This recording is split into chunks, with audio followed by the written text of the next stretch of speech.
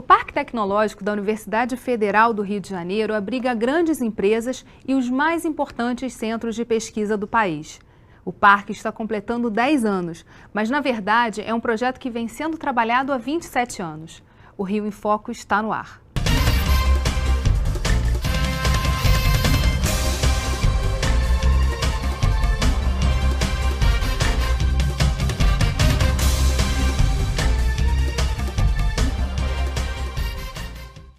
Para conversar sobre o parque e os investimentos em tecnologia no estado, estão aqui Maurício Guedes, diretor executivo do Parque Tecnológico da UFRJ, e Roberto Bentes, diretor da PAN Membranas, a primeira empresa a se instalar no parque. Vamos conhecer um pouco da história do Parque Tecnológico, que fica na Ilha do Fundão, zona norte do Rio.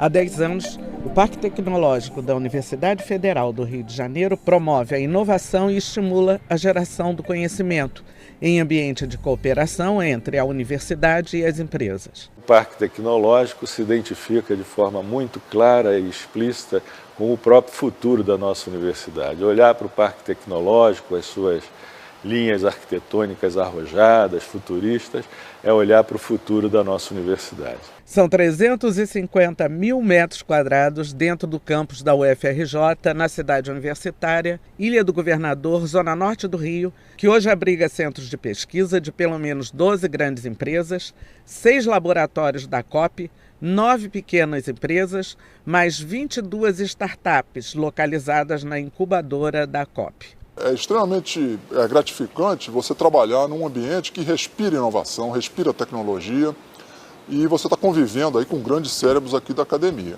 Além de abrigar centros de pesquisa de multinacionais, o Parque Tecnológico gera oportunidades para empresas de base tecnológica de menor porte. Uma parte da área foi reservada para o desenvolvimento de projetos de incentivo às pequenas e médias empresas. Um desses empreendimentos é a Torre da Inovação, que vai abrigar uma centena de pequenas e médias empresas de diversos setores.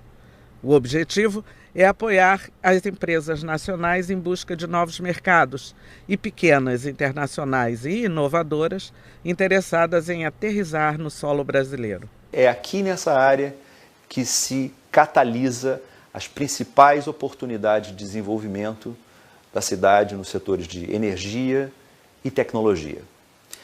E um outro aspecto que é fundamental, que é aqui a plataforma principal para o mercado, para a tecnologia, para os talentos e para as empresas nessas duas áreas de desenvolvimento da cidade.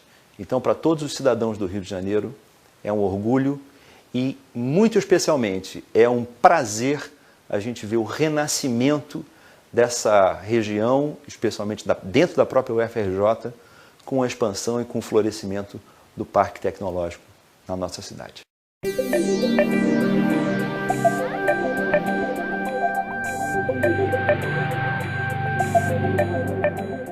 Os investimentos do Parque Tecnológico da UFRJ chegam a R$1 bilhão e a previsão é que 3 mil pesquisadores venham a trabalhar no parque.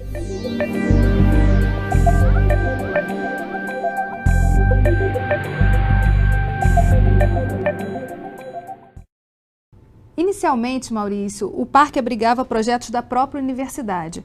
Hoje, quantas empresas, quantos centros de pesquisa estão instalados lá? Nós temos hoje 42 ocupantes no Parque Tecnológico. Nós temos empresas de grande porte com centros de pesquisas operando ou em fase de implantação. Nós temos uma incubadora de empresas com 22 empresas nascentes. Nós temos 6 laboratórios da própria universidade e nós temos 9 empresas em fase de crescimento. Empresas de pequeno e médio porte, como a PAN Membranas, que fazem parte desse ambiente. A PAN Membranas, ela nasce na incubadora de empresas da COP, é isso? Isso. A PAN Membranas, ela, na verdade, é um spin-off de um laboratório de pesquisa da COP, né? A gente, em 2005, entrou na incubadora. Era um produto que já estava desenvolvido na universidade em 2005, há 18 anos, né? E não tinha sido colocado no mercado ainda, e a gente fez um caminho da universidade para o mercado. Aí instalou em 2005 na incubadora, em 2009 a gente foi a primeira empresa a se instalar no Parque Tecnológico. Esse tem sido um caminho natural, a empresa sair da incubadora e ir para o Parque Tecnológico ou não? Certamente, né? São dois conceitos que estão muito ligados. A incubadora de empresas é um ambiente protegido onde se abriga uma empresa que está nascendo.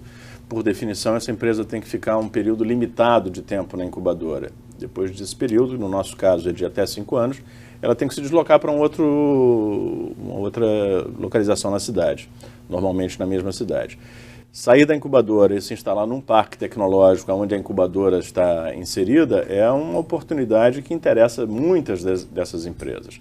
Então nós finalmente temos essa possibilidade aqui no Rio de Janeiro, no Parque da UFRJ, e a Pan Membranas aproveitou essa oportunidade e fez exatamente essa trajetória que nós acreditamos que possa ser uma trajetória de grande sucesso. Nascer numa incubadora, surgir de um laboratório, de uma universidade, nascer dentro de uma incubadora de empresas e se transportar para o Parque Tecnológico.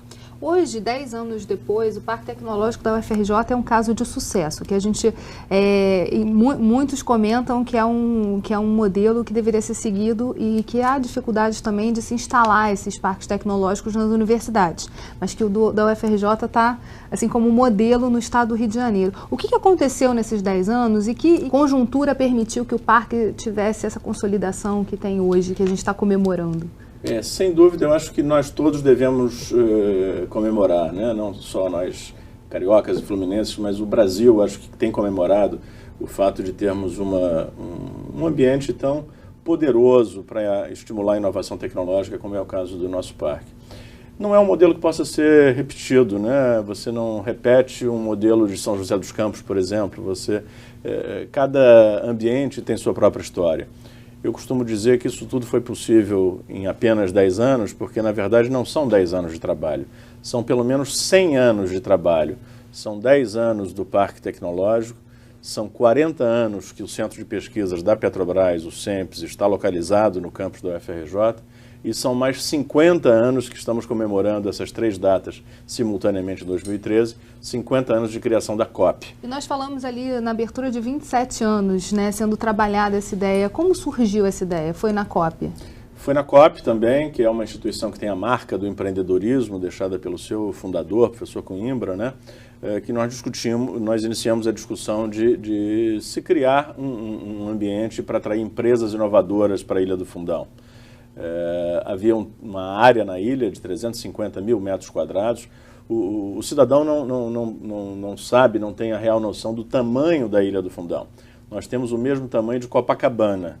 É um bairro enorme na nossa cidade que abriga uma universidade. Já faz tempo que a UFRJ percebeu que era uma área grande demais, assim como outras universidades no mundo, e atraiu primeiro a Petrobras para instalar o seu centro de pesquisas no início da década de 70. E depois, nessa área de 350 mil metros quadrados, é uma área que foi utilizada como terreno, como canteiro de obras para a construção da ponte Rio-Niterói. E nós começamos, portanto, há quase 30 anos atrás, essa discussão de destinar essa área que estava ociosa no campus para a atração de empresas. Em 97 o projeto foi aprovado no Conselho Universitário, em 2003 nós inauguramos. E provavelmente daqui a pouquinho já vai ficar pequena. Nós vamos fazer um rápido intervalo e voltamos já. Rio em Foco aqui, política e economia caminham juntas.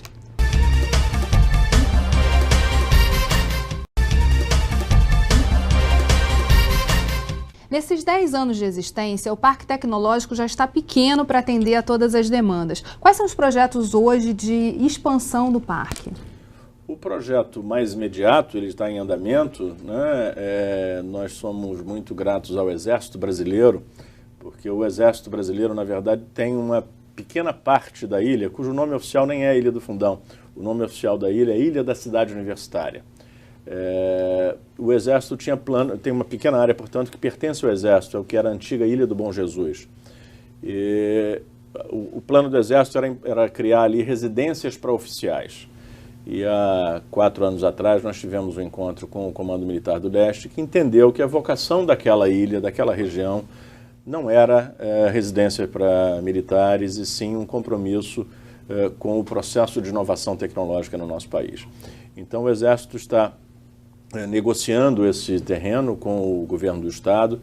houve uma primeira negociação com a Prefeitura da cidade do Rio de Janeiro para viabilizar a instalação do Centro Mundial de Pesquisas da GE, que está em andamento a obra, e está sendo concluída esse mês a negociação, a formalização da cessão de um segundo lote para a instalação do Centro de Pesquisas da L'Oréal. Então, essa é a expansão imediata que está acontecendo, serão mais de 240 mil metros quadrados para o parque. Maravilha. Para uma empresa, qual a importância de estar dentro de um parque tecnológico? A importância principal da referência do parque tecnológico, né? Esse caminho da inovação. A Pan Membranas, por ser um exemplo sempre falado e dado como exemplo, né? Ela não podia estar de fora desse local com parque tecnológico, cercado com grandes empresas, né? Eu particularmente posso dar um depoimento pessoal meu, quando eu cheguei no Fundão em 99, na UFRJ em 99, aquele lado do parque onde está hoje não existia nada, né? Eu imagino eu hoje chegando na UFRJ, a diferença que teria, né, com esse ambiente que existe lá, a empresa com suas demandas, a universidade com suas ofertas, né, e quem ganha é quem está realmente lá no dia a dia estudando, né, que tem uma oportunidade imediata de aplicar seus conhecimentos diretamente numa empresa de base tecnológica. A gente sempre está conversando no fórum e nas discussões na nossa Câmara de Tecnologia da importância da inovação para o desenvolvimento do Estado e que o Rio de Janeiro tem uma vocação natural para promover esse ambiente de inovação.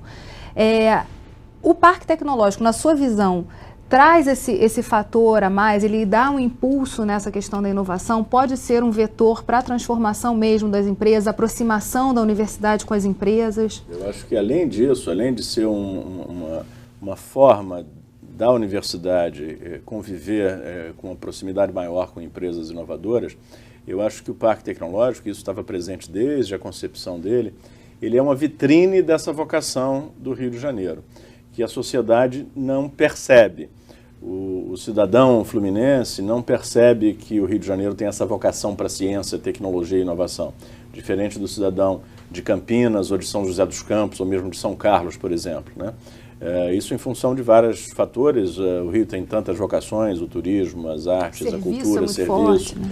Mas a gente pode lembrar, por exemplo, que a primeira instituição de pesquisas do Brasil foi criada no Rio de Janeiro, o Jardim Botânico, né? Aqui está a sede da Academia Brasileira de Ciências, aqui está o INPI, que cuida das patentes, da propriedade industrial no país. Enfim, o Rio de Janeiro tem um conjunto de instituições de pesquisas que nenhuma outra cidade brasileira tem. Essa é uma vocação forte e o parque é uma expressão disso. Agora, pulando para a questão da infraestrutura, a ponte pode ajudar também a dinamizar esse contato maior da universidade com as empresas? Quer dizer, você ter uma infraestrutura que seja ampliada no parque ajuda nesse processo? Ajuda, sim. O parque, o nosso ex-reitor, professor Aloysio Teixeira, deixou como um dos grandes legados para a universidade, para o país, um novo plano diretor para a UFRJ. E esse plano aponta, ele está baseado no conceito de uma maior integração da UFRJ internamente e maior integração da UFRJ com a cidade. Então, essa integração ela se dá de várias maneiras com a cidade. Essa relação com empresas é uma das modalidades dessa integração. E a construção dessa ponte, que também representa, de alguma forma, a integração com a cidade, né, foi uma grande conquista para a universidade. A gente tem discutido esse tema no legislativo também, na questão da inovação. Qual o papel do governo, do executivo, do legislativo, no processo de estabelecimento, de crescimento e expansão dos parques tecnológicos, falando especificamente do Fundão? Em todos os parques, o papel do governo é fundamental. A gente discute nas entidades que representam o setor, no Brasil e no mundo, se existem parques privados, né? E a conclusão que se chega é de que, na maior parte das vezes, quando existe um parque que se autodenomina privado, se você for examinar com cuidado, ali tem um grande investimento público. Ou então não é um parque tecnológico. Por quê? Porque tem uma missão de qualquer parque tecnológico que é uma missão de natureza pública. É a missão de aumentar a capacidade de inovação daquela comunidade, daquela sociedade. Então é muito importante o papel do governo estadual, municipal, do governo nacional, né, do governo federal. Isso em todos os parques, em todo o mundo. Em relação à empresa, a gente fala muito da dificuldade das empresas de fazerem inovação, de trazerem essa discussão da inovação para dentro dos seus limites. No caso da Pan Membranas, ela nasceu na universidade e ela tem todo esse perfil da inovação ter que ocorrer no dia a dia. Quais são as dificuldades e os entraves, os gargalos para continuar inovando, para ser uma empresa, para ter lucro, para crescer? Qual é o momento que vocês estão vivendo agora? Do crescimento, né, que a gente necessita crescer. Hoje a Pan já tem um número de funcionários, 24 funcionários, né, e aí a gente está precisando. Trabalhou esse tempo, alguns produtos, né, e a própria inovação tem um tempo de maturação desses produtos, né, o que a gente produziu 3 anos atrás é o que está chegando agora, e aí para atacar o mercado, né, os diferentes mercados, de diferentes formas, eu preciso agora fazer uma expansão, mas aí para essa expansão eu preciso de investimento, aí a Pan está nessa briga do Tostines, né, não tem garantias para poder pegar investimento, para poder expandir, para crescer. Isso é um dos gargalos que a gente encontra agora no momento atual da empresa. Vocês estão no projeto do Subsea, né, do Cluster Subsea? A gente foi selecionado, está na lista do Cluster Subsea, né, porque todas as tecnologias que a gente desenvolve aqui, tratamento de água, tratamento de efluente, a gente pode usar tudo na parte submersa, né? A ideia é que a plataforma, num curto espaço aí de 10 anos, 15 anos, não exista mais plataforma, você faça toda a extração do petróleo subsea e as tecnologias da Pan podem ser colocadas estrategicamente, né? Pode ser colocadas nesse cluster subsea. A gente vai falar um pouquinho mais sobre isso no próximo bloco, não saia daí. Rio em Foco aqui, política e economia caminham juntas.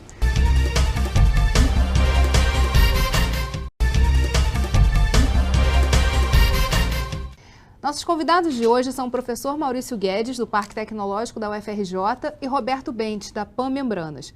No bloco anterior, nós terminamos falando do cluster Subsea. A ideia era a gente começar falando do cluster, o que é esse cluster e qual é o potencial do pré-sal e o papel do pré-sal dentro do Parque Tecnológico da UFRJ. Então, o cluster Subsea, né, o governo está tentando mapear empresas potenciais estratégicas do Estado, né, para que faça esse cluster, né, que o pré-sal tem uma demanda aí, vai ter uma demanda de 50 anos para extração de petróleo, né, e a tendência hoje é que não exista mais plataforma, está sendo estudados para que toda a plataforma vá para o fundo do mar, que aí reduz a parte de operação, a parte de chance de acidentes. Você fazer a distância, né? Fazer a distância, né? Você fazer aeronaves tripuladas para ir lá fazer a manutenção, e aí evita a chance de um vazamento maior, uma explosão de uma plataforma. Então, a tendência hoje da parte de extração é investir bastante na parte subsea. E aí o Estado entendeu isso como estratégico e está fazendo uma série de ações, de visitas em feiras, em países que dominam a tecnologia, para tentar identificar no Estado empresas potenciais que possam, né, a partir de hoje, já atuar nesse fornecedor estratégico, né, nessa área. Maurício, o pré-sal ajudou a impulsionar o desenvolvimento do Parque Tecnológico, do fundão da UFRJ? A gente pode falar isso? Certamente, certamente. Se a gente se perguntar assim, o que fez com que esse grande número de grandes empresas viessem num curto período de tempo se instalar no parque? Primeira resposta são oportunidades de negócios. Segundo, uma ação importante estratégica da Petrobras de entender que o conceito de conteúdo local não se limita a chapa de aço ou parafuso, né?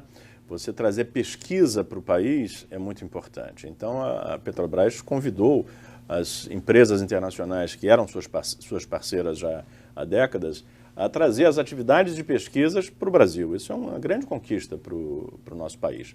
E, obviamente, ao analisar as várias possibilidades de instalação, descobriu que havia um parque, muitas dessas empresas descobriram que havia um parque tecnológico dentro de do campus de uma das maiores universidades do país, ao lado do centro de pesquisas da Petrobras e numa cidade chamada Rio de Janeiro. Então, foi uma opção Tinha natural. ali uma conjuntura toda especial para que Exatamente. isso fosse impulsionado.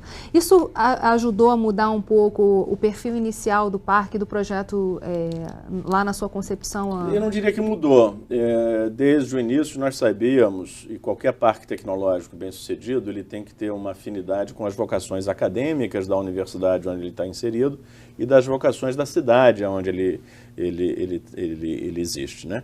E desde o início a área de energia e petróleo aparecia como muito forte ao lado de meio ambiente e tecnologia da informação. O que aconteceu com o pré-sal é que talvez tenha ficado mais aguda essa prioridade ou essa relevância da área de petróleo. Pré-sal, e a gente falou também da questão do conteúdo local, que tem se fortalecido pela própria legislação, né, essa imposição, transferência de tecnologia, tudo está ficando muito mais acelerado, né?